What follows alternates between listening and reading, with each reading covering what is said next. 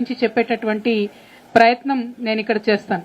ప్రధానంగా మనందరికీ తెలుసు, హైదరాబాద్ మహానగరం అంటే తెలంగాణ గుండెకాయ. హైదరాబాద్ కోసం ఉద్యమించడం జరిగింది.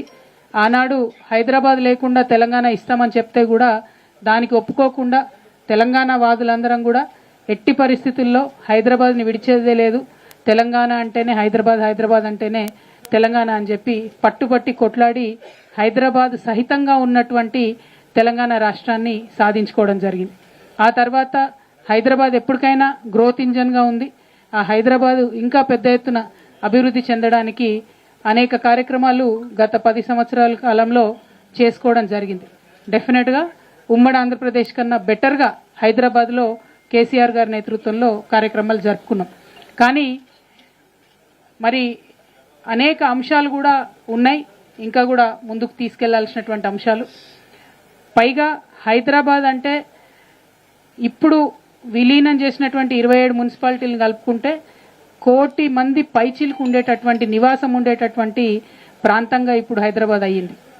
మరి గవర్నమెంట్ 27 మున్సిపాలిటీలను అడిషనల్గా కలిపినప్పుడు అంతమందికి 1 కోటి మందికి వసతులు ఉన్నాయన్న విషయాన్ని మాత్రం విస్మరించారు. అంటే ఎగ్జాంపుల్, ఒక చిన్న ఎగ్జాంపుల్, ముందు హైదరాబాద్ మహానగరంలో 7,700 పైచీలకు ఆర్టీసీ బస్సులు ఉండేటివి, సిటీ బస్సులు.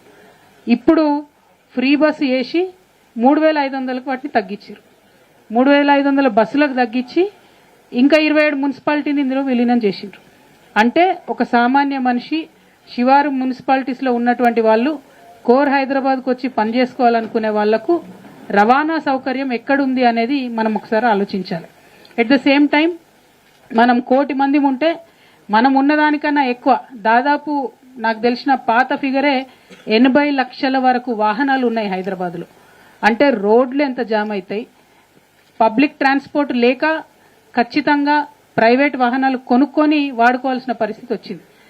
ఎప్పటి నుంచో చెప్పుకుంటూ వచ్చినాం, ఏది హైదరాబాద్ డల్లాస్ కావాలి, సింగపూర్ కావాలి అని.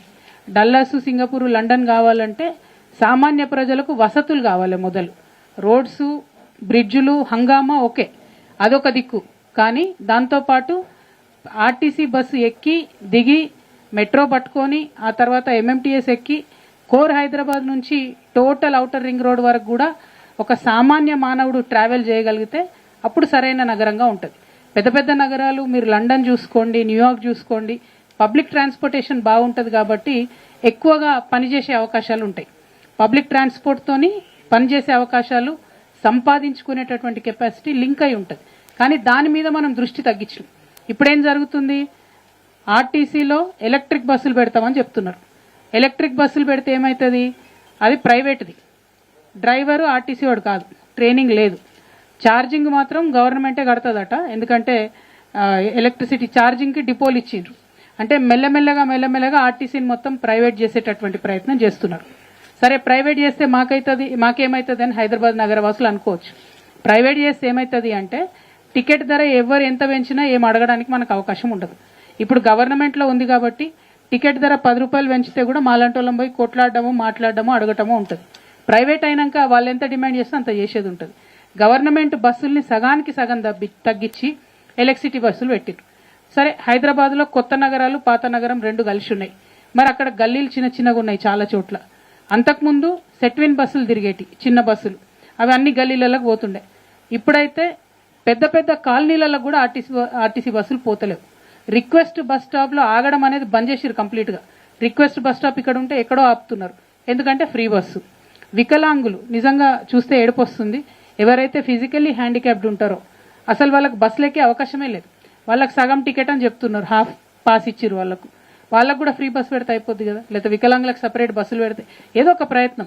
వాళ్ళకి ఏమవుతుంది, వాళ్ళు మన లెక్క పరిగెత్తి ఎక్కలేరు, దూరం ఆగుతుంది బస్సు, వెళ్ళాలంటే వెళ్ళలేని పరిస్థితి, చాలా ఇబ్బందికరంగా ఉన్నది. సో ట్రాన్స్పోర్ట్ సిస్టమ్ మంచిగా కానంత వరకు హైదరాబాద్ ఎట్లా విశ్వనగరం అవుతుంది అన్నది అర్థమైతలేదు. మేము ఇవాళ ఈ 4.5 రోజులు చేసినటువంటి పర్యటనలో కూడా ఎక్కడికి పోయినా స్కూల్ స్టూడెంట్స్, కాలేజ్ స్టూడెంట్స్, ఆడబిడ్డలు ఒకటే చెప్పిండ్రు, బస్సెస్ లేవు, దయచేసి మాకు బస్సులు వేయించండి. ఆ తర్వాత మేము రీసెర్చ్ చేస్తే సగానికి సగం బస్సులు తగ్గించారు హైదరాబాద్లో అని తెలిసింది. మరి ఇది కరెక్ట్ కాదు, దీన్ని ప్రభుత్వాలు సవరించుకోవాలని చెప్పి మేము డిమాండ్ చేస్తూ ఉన్నాం. అదేవిధంగా మరి మనం చూసినట్టయితే ఇంకొక ప్రాబ్లం చాలా పెద్ద ఎత్తున మాకు ప్రజలు చెప్పింది ఏంటంటే